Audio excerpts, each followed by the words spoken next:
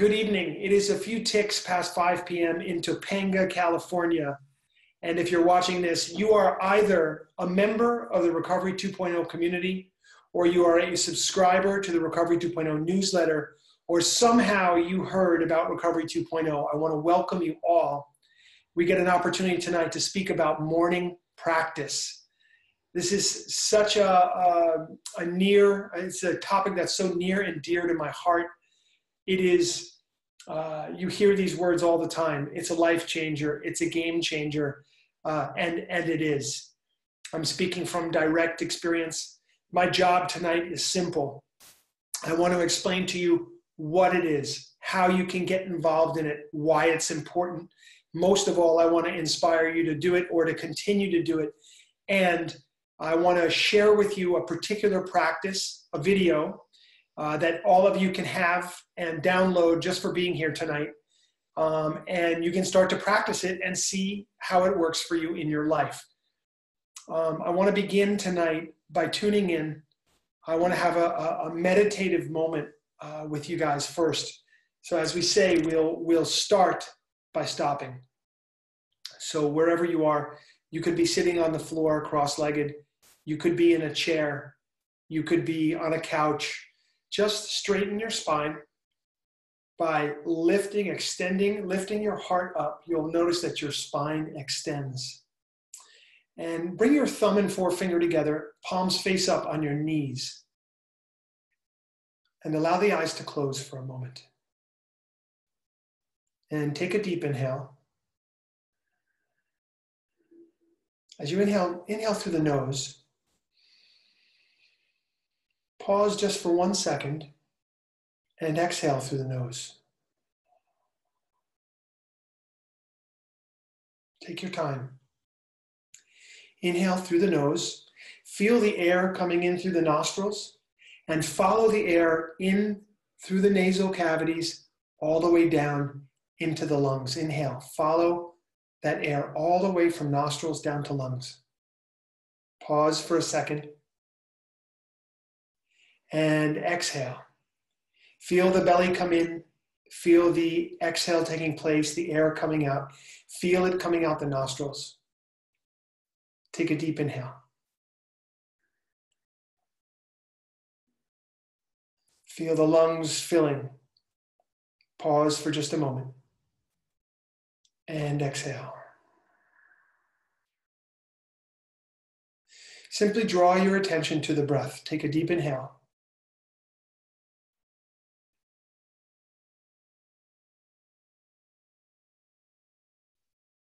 And a full exhale.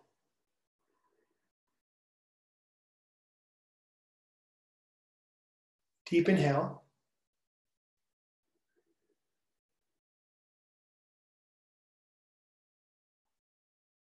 And a full exhale.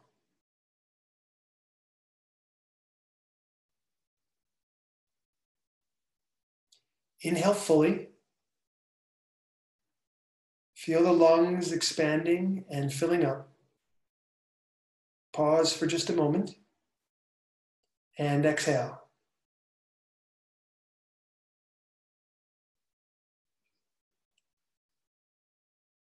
Inhale deeply.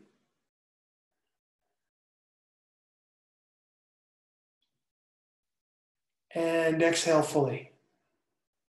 Draw the navel point toward the spine to get rid of all the exhale. Inhale deeply.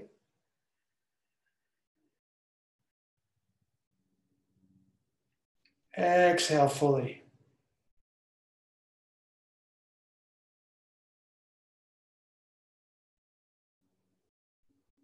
Take your deepest inhale.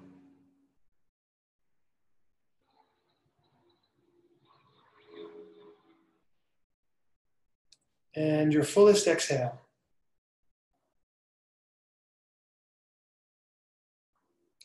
And gently come with the eyes open. Very good. Very, very, very good. Welcome. So tonight, morning practice. The first thing I want you to do tonight is I want you to watch a video. No, not a video of me right now live, but a video of me, which is 8 minutes long, which we'll watch together. And the video is called The Victory of Sadhana. The Victory of Sadhana. Now, for those of you who are not yet aware, because you're not yet members, in our membership, we have videos where we can learn about yoga, meditation, recovery, nutrition, health, and wellness. And so this video is going to nail it on the head for why, or some of the reasons why sadhana is so important. So I'm going to share my screen. Here we go. Me getting on this mat this morning, now that's a victory. Because for the last couple minutes, from my bed to this spot right here, my mind has kicked in a whole bunch of reasons why I shouldn't do my morning practice. Very busy day today, oh my God. Already thinking about all the stuff that's coming up. I've got to take care of my kids today. I've got all kinds of stuff going on today. Or how about, I'm just a little bit tired today, I think I'll stay in bed. I can get to it later on. Maybe I'll get to it later on. Or I don't feel well, I'm kind of low energy, I got to bed late last night. There are literally a million reasons that our minds are going to kick in as to why we should miss our morning practice. And yet, our commitment to this daily practice, what we call our sadhana practice, morning spiritual practice, is the central part, the most important part of beginning a day and putting yourself in the right frequency and the right vibration to be able to have a great day for yourself. Sadhana is an act of self-love. It's an act of victory. It's an act of power. I mean, this is really where we get to access more power for ourselves. We put a little distance in our sadhana practice between our thoughts and our reactions. We're able to identify our true self and separate our true self out from our thoughts and our emotions. We begin to find a center. And so I tell people on a path of recovery all the time, if you want to have a sustainable path of recovery, bring a morning spiritual practice into your life. Give yourself this gift and start every single day with a victory. Now you'll see I showed up on my mat here with a couple items. I usually bring my timer, which is in the form of my cell phone, and I just put it on airplane mode, and now I can time myself through different exercises. I bring my incredible shawl, which I like to wrap around myself during sadhana practice. I just like the feeling of wrapping myself when I'm in meditation. So I bring a shawl, and it also helps if you are practicing in a chilly place. So I bring that to sadhana as well, and that's a way I like to practice. And I also bring my journal, because I find that a lot of very, very important downloads come to me at this time of day as a result of my practice. So I like to have my journal nearby so I can write down some thoughts as they come. Wonderful. Now, what is a sadhana practice? What does a sadhana practice consist of? Well, for me, sadhana practice is a little bit of movement, a little bit of physical movement, a little bit of meditation. There may be some pranayama or breath exercises that I might do. Ultimately, I'm trying to bring myself to a state of quiet and stillness, where I can really start to connect with a more subtle part of myself, with what I would consider to be my satnam, or my true self. That's what I'm working on every morning. And it has never let me down to do this practice. I'll always end my sadhana with some quiet, silent meditation, even just a few minutes. And I have found it to be sweet and lovely and unbelievably helpful for my life. So I want to encourage you, pick a sadhana that we're providing for you here in Recovery 2.0. The idea is to do this sadhana practice for 40 days. 40 days in a row. Why 40 days? Yogis for thousands of years have found that right around 40 days, if you do something continuously each day, it forms a powerful new habit. What are we doing on the path of recovery if not forming powerful and better habits than the ones we used to have? So your sadhana as a new habit is going to be a great thing. I also want to give you an opportunity to get the most out of whatever practice you choose. So doing it each day for 40 days is really going to give you a feeling and an experience, a relationship with that particular practice. Now also, people on a path of recovery, we have been accused, we have been blamed, we have blamed ourselves because we have a hard time committing to things. We have a hard time seeing things through. And certainly doing something every single day for 40 days is going to build our ability, build our capacity to see things through. This is a wonderful quality to start cultivating in your character. And so sadhana, it serves us on so many levels. Lastly, I want to say this. If you're anything like me, when you wake up in the morning, there can be an anxiety. There can be a negativity as we think about the day to come. It's not always joyous and happy and free. If you can get right out of bed and get right down on your mat and do your sadhana practice, what I believe you will find, as I have found in my direct experience, is that negativity shifts, that anxiety dissipates, and all of a sudden you find new resources that you can draw upon to live to the absolute fulfillment, to the absolute possibility of that particular day. Now, I'm not saying that every day is going to be a great day. We are human beings. We're going to have hard days, and we're going to have great days. And we're going to have everything in between. I am saying that if you do your sadhana practice, you'll have access to the resources you need to handle whatever your day is providing you with elegance and dignity and grace and effectively. I wish you this practice of sadhana. I so hope you will commit to it for yourself and pick whichever one is most right for you right now. And make a commitment that one day at a time, each day you'll wake up and you'll do it. Now, what happens if you don't do it? If you miss your sadhana practice in the morning, let's say you wake up and literally you overslept by an hour, you've got to get out the door, you shower, you get dressed, and out you go. Does that mean you can't do your sadhana later on? Of course not. Do your sadhana later on in that day. Now let's say you never get to it and the day goes by.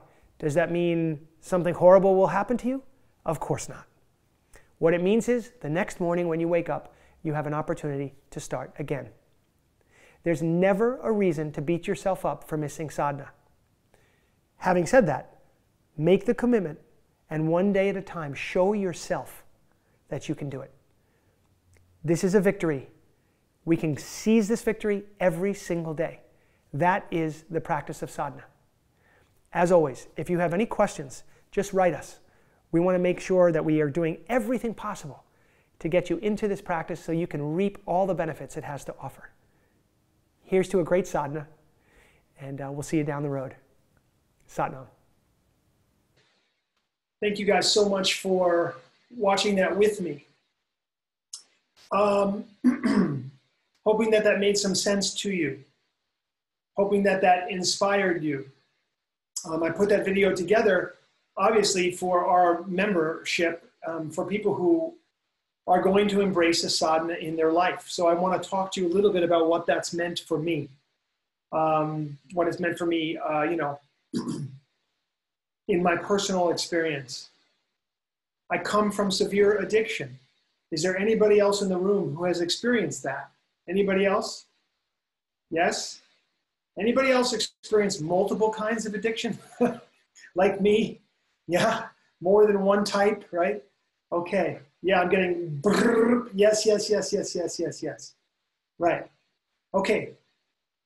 We know a few things about addiction, and I've spoken about this before, and I don't want to stay on this point too much, but what we do know is addiction will work upon us in all levels of our being. It'll work on the mind, it works on our body, it works spiritually on us, and it'll also work in the dimension of time. It makes it hard for us to find the present moment. So those 4 ways. So our response to addiction needs to be just as holistic.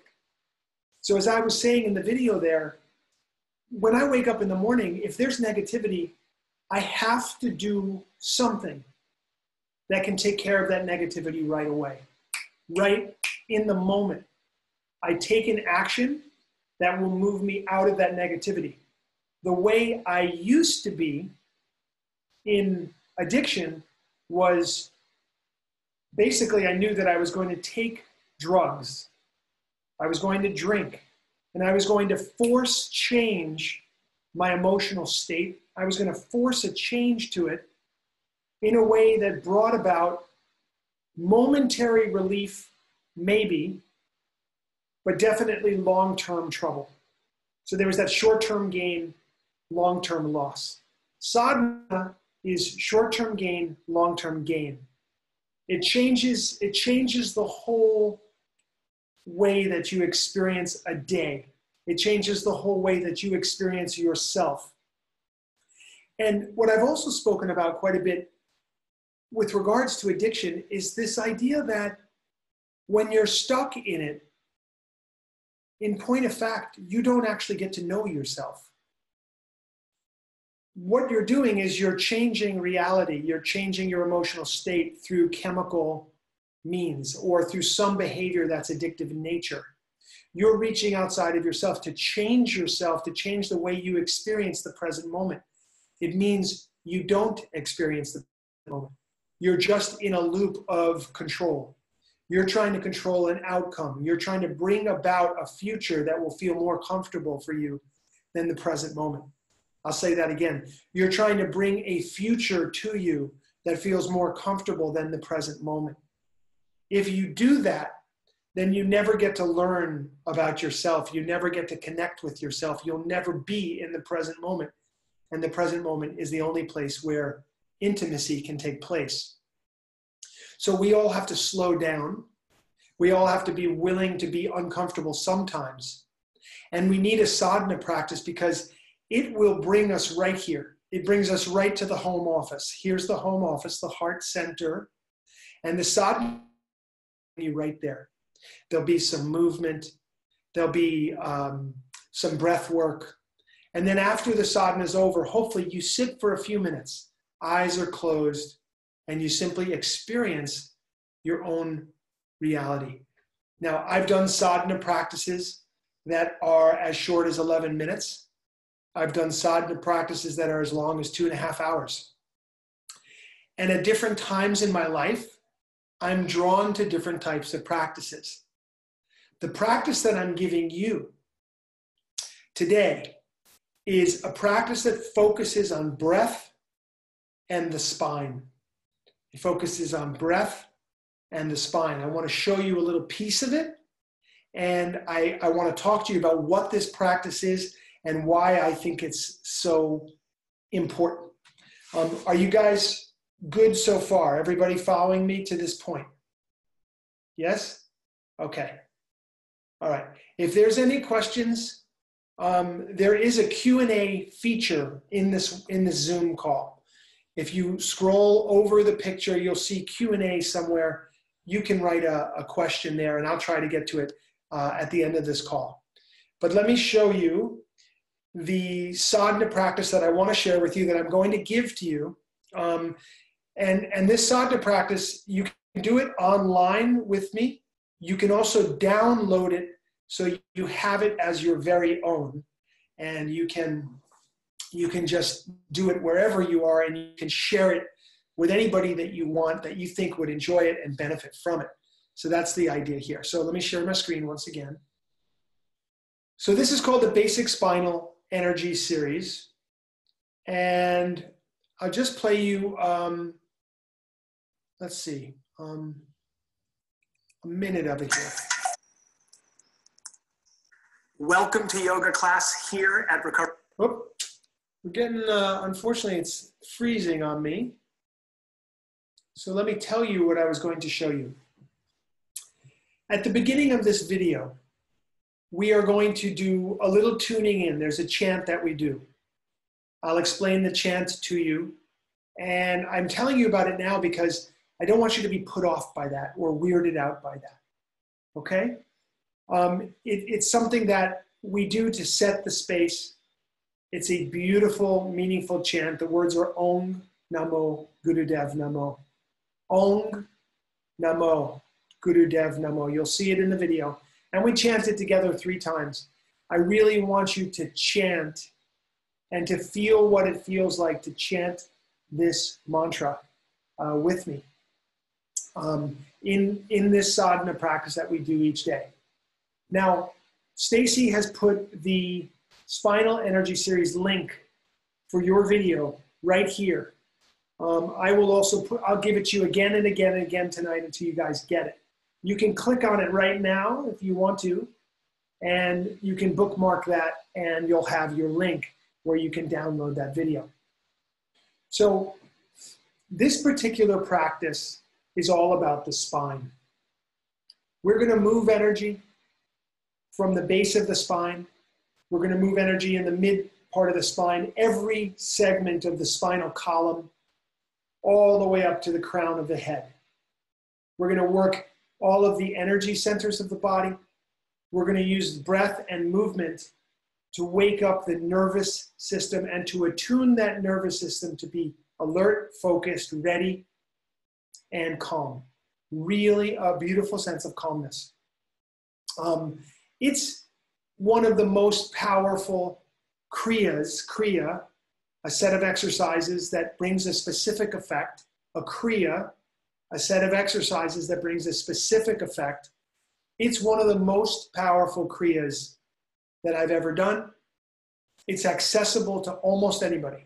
Meaning, you would, if you can't do this, it would mean that you were either you couldn't breathe well or you were physically challenged in some kind of way. Now, let me tell you why I chose this particular set for you. This set is about youthfulness. It's about the cultivation of prana, which is life force, the cultivation of prana, and the distribution of the prana. So a yogi, a person who practices yoga, is somebody who cultivates and distributes prana. One of my favorite definitions of a yogi is a person whose spine is filled with light. A person whose spine is filled with light. So gorgeous. What we're basically doing with this practice is we're going to fill our spine with prana. We're going to visualize light going through the spine. And that visualization, as I take you through it in the video, is an important part of the practice, to really just go with me through it. Now, a couple things I want you to know. You'll see me in a head wrap in this video. And for those of you who think that's weird or odd, or you're wondering what that's all about, if this is some kind of cult or what are you getting into, let me see if I can get this Kundalini Yoga. Yes. This video I can show you for some reason. So let me show you this video about head wraps and what that's all about. I think you'll enjoy this. Kundalini Yoga is often thought of as the weird yoga, right? First of all, you look at me right now and you think to yourself, maybe, number one, why are you wearing all white? Why have you covered your head? What is that all about? Why do we wear white? A couple of reasons. White is a projective color. As a teacher, you want to project out. You want to be able to project your voice, project your energy, and project a teaching so that somebody could receive it. In the Kundalini Yoga tradition, when we talk about the word teacher, it's a very, very important word. And what we mean is a teacher, a true teacher, is somebody who can lift a person out of the darkness up into the light. Somebody who can deliver a person to their own sense of divinity, meaning the God-likeness within each one of us, the inner infinite wisdom within each one of us, that creative consciousness within each one of us. So a teacher can deliver you to that place. So we want to be able to project. And white, from the Kundalini Yoga perspective, is the most projective color that we have. That's why you'll normally see a Kundalini Yoga teacher wearing white. You may also encounter other reasons for that along the way. But those are the teachings and the understandings that I've been able to develop to this point. I've heard 2 or 3 reasons why people cover their head. Number 1 is it contains energy. It holds energy. And as we're working with a lot of energy in Kundalini Yoga, the head wrapping serves as kind of an energetic helmet, if you will. Second reason why people cover their head is when you wrap a turban a certain kind of way on your head, it presses on certain energetic points and brings about a particular effect, which is important for a teacher. The third reason that people wrap their head, that I've heard, is simply out of respect for the tradition. So my teacher wrapped his head in this way. I respect that. I wrap my head in this way too. That kind of thing. Do you have to wrap your head to practice Kundalini Yoga? Absolutely not. Do you have to wrap your head to teach Kundalini Yoga? My personal opinion on that is no, of course not. Can you deliver teaching in any kind of clothing, in any kind of way? I believe that you can.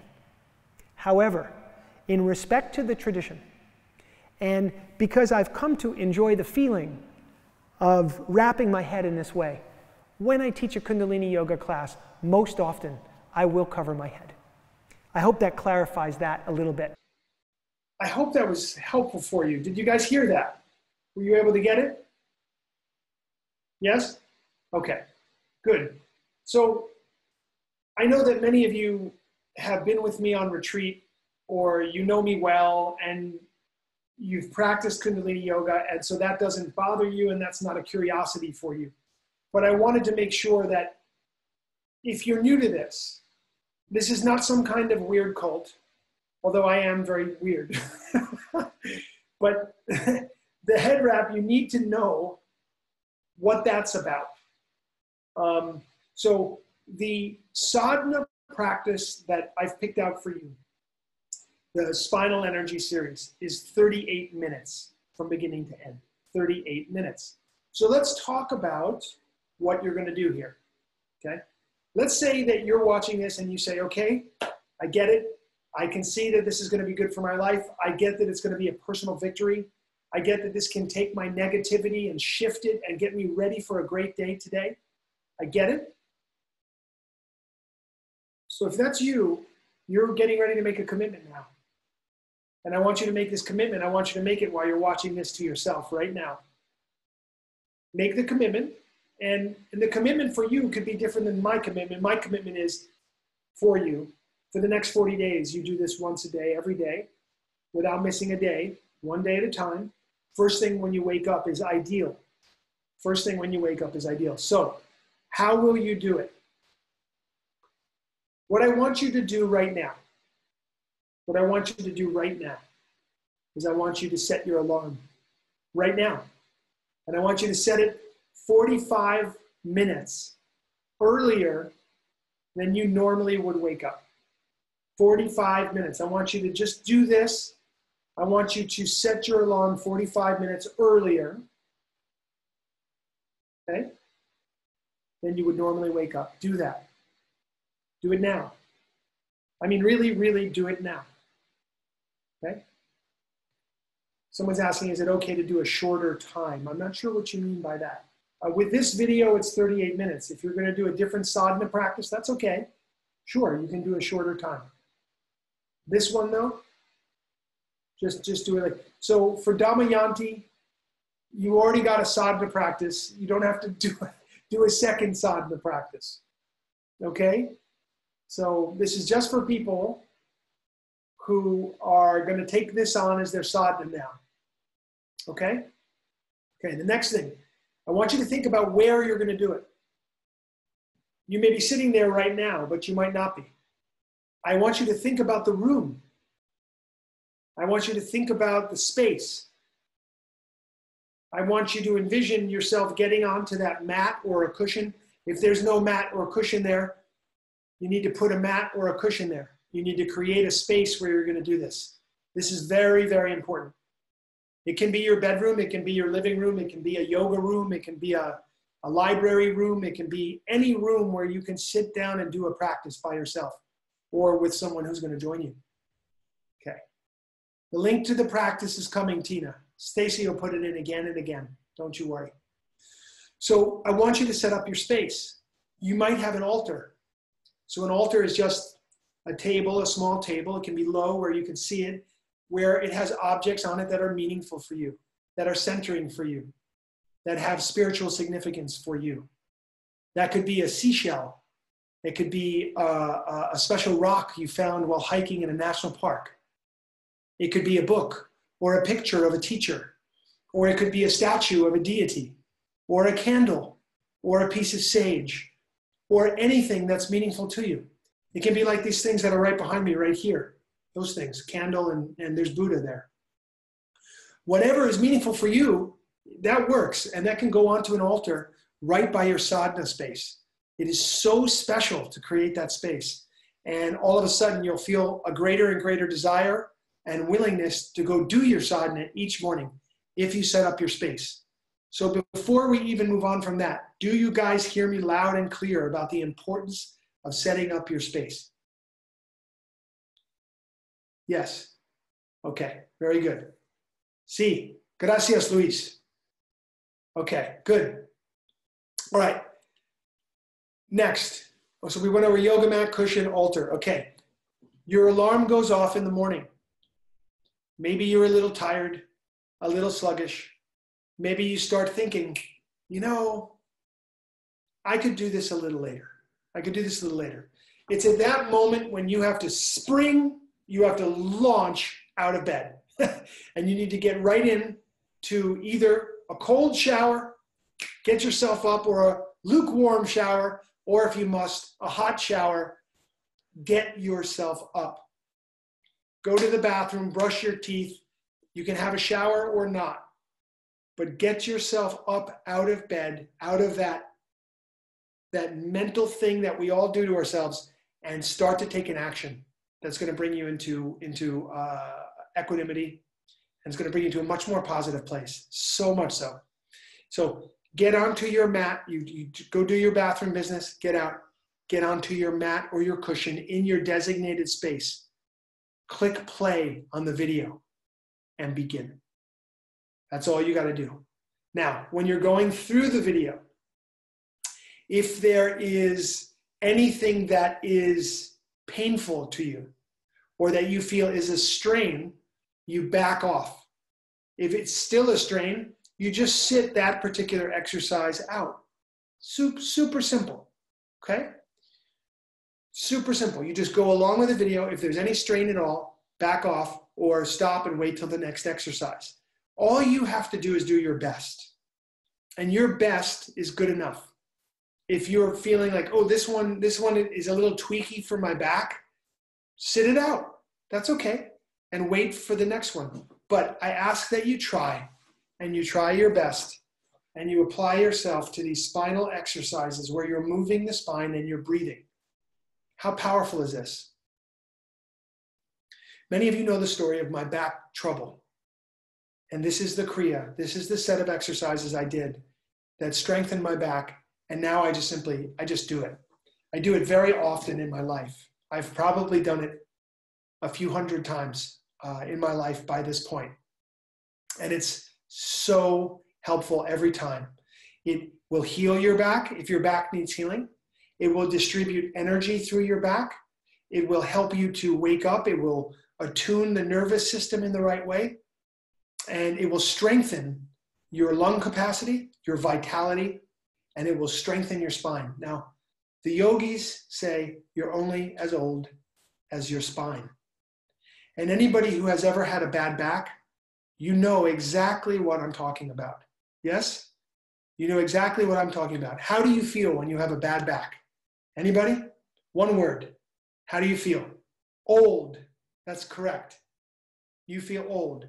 And I know that feeling so well. And thank God I haven't had to revisit that feeling in 15 years. 15 years. And I was almost crippled at that time.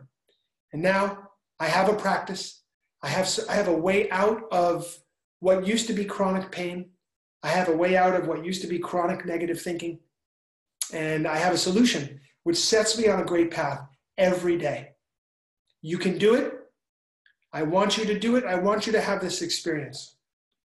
It's just so powerful. Now, I thought I could read you a couple of powerful quotes about sadhana practice, about morning practice, that would be helpful for you.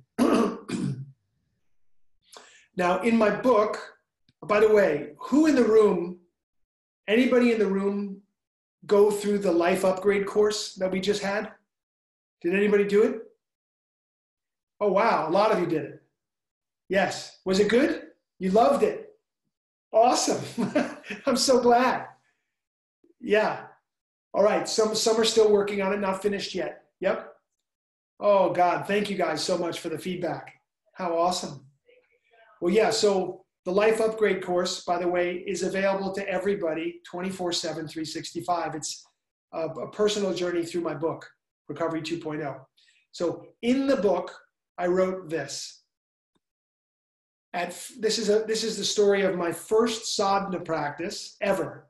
Do you guys remember my first sadhana practice ever when I was in treatment for drug and alcohol addiction? Here's what it was. At first, I was angry that I was required to make my bed before breakfast, as I thought it was a waste of time. But as I continued to experience life in recovery, I came to appreciate the significance of starting my day with a meaningful act of pulling things together. Later, when I began working with Guru Prem, and he taught me to practice a daily sadhana, I felt such a profound impact in my life. The daily practice I had learned in treatment got elevated to a whole new level. So you see, even making your bed can be a sadhana practice. Writing in a journal can be a sadhana practice. By the way, please have a journal by your little mat so you can write down the special thoughts and special downloads that come into your head. After your sadhana practice, you can write for about 5 minutes. That is a very, very, very good practice, a very powerful thing to do. After that, of course, you're going to go eat. Eat some food, eat something healthful. A lot of people ask me, can I drink tea? Can I have my coffee before sadhana? You can do whatever you want to do. What I would suggest you do is I would try sadhana without your coffee, and I would try sadhana with your coffee and feel what the difference is for you. It's really important that you understand this. Nobody can tell you what's right. You have to experience for yourself. So as a yogi, and I consider all of you to be yogis, every one of you is yogis. Because of that, I want you to experience for yourself what's right for me. Explore. Be your own scientist of your life, okay? All right. So I also wrote this. Why 40 days? Why 40 days? Yogi Bhajan, who brought Kundalini Yoga to the West, he lists 40 days as the amount of time one should practice a particular sadhana. And I like that this correlates nicely with Western ideas of how long it takes to form a new habit. I encourage everyone to try a daily sadhana for 40 consecutive days and then report back. I have yet to hear from anyone who did not experience benefits. I would love to hear from you too. Next thing, what if you don't have time? This is another thing. What if you don't have time? The Dalai Lama says that if you don't have 20 minutes a day to meditate, that you should meditate for 1 hour. Got it? Everybody clear? The Dalai Lama says that if you don't have 20 minutes to meditate, you should meditate for 1 hour. Okay, really important. Now, at Recovery 2.0, our goal is to help you make sadhana a daily practice, regardless of how long it is. So understand that in our membership, we have sadhana practices that are 11 minutes. We have sadhana practices that are 15 minutes. And we have sadhana practices that are an hour for those who want to do the hour. And believe me, by the time people build up to an hour practice, they don't want to stop. They have fallen in love with the practice. And it's so powerful for them. So very important. So here's the final quote I want to give you today. Okay. Ready? Here's a quote. This is from Yogi Bhajan. Yogi Bhajan. Your power is not in the body or the muscles. Your power is your mind, the intuitive mind, the neutral mind. And you cannot have a neutral mind unless you do sadhana practice and clean your subconscious and your unconscious. Sadhana is a house cleaning. Okay? Sadhana is a house cleaning. This is a fantastic Yogi Bhajan quote. I'm going to put it in the chat bar here. Boom. There you go. There's that. And now I want to show you the link where you can get your sadhana video and download it. Let me share screen again. So you guys could probably do a screen capture here. Here it is. Can you guys see that? r20.com/video/spinal-energy-series. So do a screen capture of that and go and get your video. You can practice there if you have a wireless signal, or you can download it and have it for yourself. Okay, I'm going to stop the screen share now. Okay, good. Okay. Stacy is saying the download is coming soon. So forgive me, I thought that was all set up already. It will be in the next, hopefully in the next hour. But if it's not, it will definitely be ready for you tomorrow morning. But if not, you can, in the meantime, you can listen to it online. The download feature will be all ready. Okay. Now, finally, what I want to tell you, hang on a second here. Okay. On the path of recovery, we have to take actions that change the way we are in relationship to our thinking. And this is what it is. This is what it is. Sadhana changes our relationship to our mind. I can't put it any more plainly than that. It's that important. So let me take a look at your question and answer right now. There's a few questions, Q&A here. So let me see. Is yoga a sadhana? Yoga can be part of a sadhana. Rob is asking, how do you reconcile this with Christianity, where some Christians say that Jesus is the only God? There's no argument. If you feel that Jesus is the only God, then for you, Jesus is the only God. That's wonderful. So there's no argument. There's no question about that. Everybody's conception of God is permissible. Everybody's welcome. So there's no need to reconcile anything with Christianity. This is as much open to Christians as this is open to anybody. So I hope that's clear, and I hope that answers that question. Anne is asking, okay, let's see, we're going to go on to another one. Somebody's saying, if I want to go to Kundalini class for the first time, do I have to wear white? You never have to wear white. You never have to do anything except just show up and practice yoga. That's all you have to do. Sharon is saying, please send a link for the exercise. Yes, we're doing that. Gregory is asking, where do I get head wraps? You can look online for Kundalini Yoga head wraps. I know there's a company called Kunda Link, and they have some, and you can find them in Kundalini Yoga studios as well. So find a Kundalini Yoga studio near you, or reach out to one by phone and ask them if they'll send you, if you can buy one. Okay, so Stacy's continuing to post the link here. I hope you guys are all getting that. Someone is saying, how can one commit to waking up 45 minutes earlier and doing this daily if they can't even get to a meeting daily?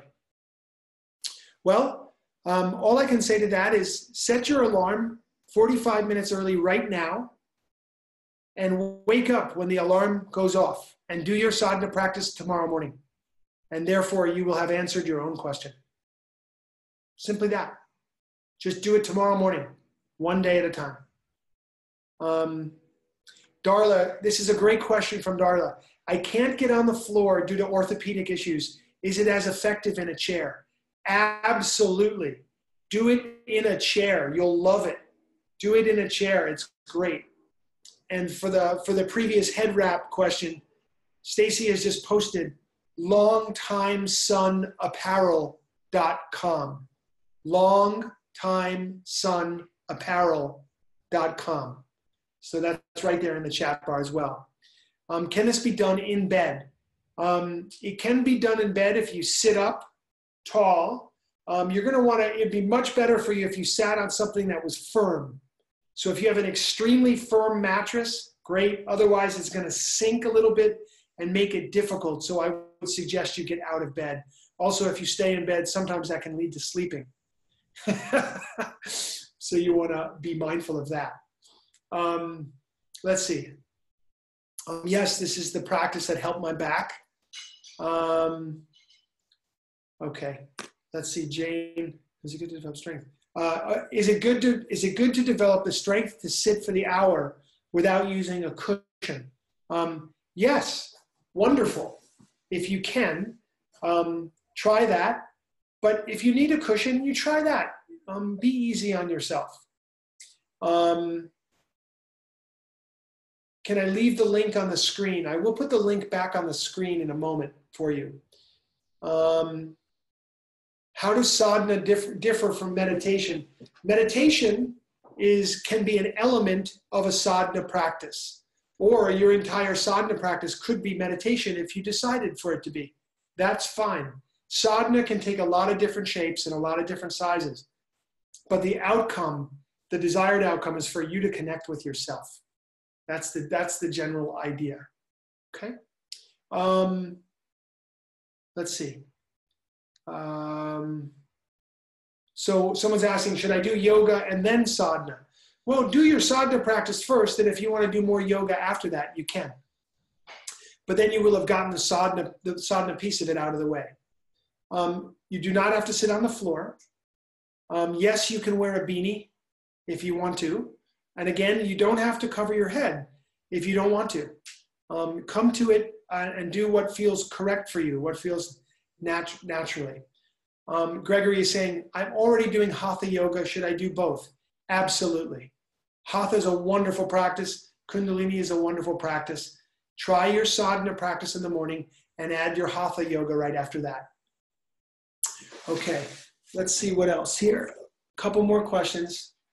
Does this sadhana practice include a meditation at the end?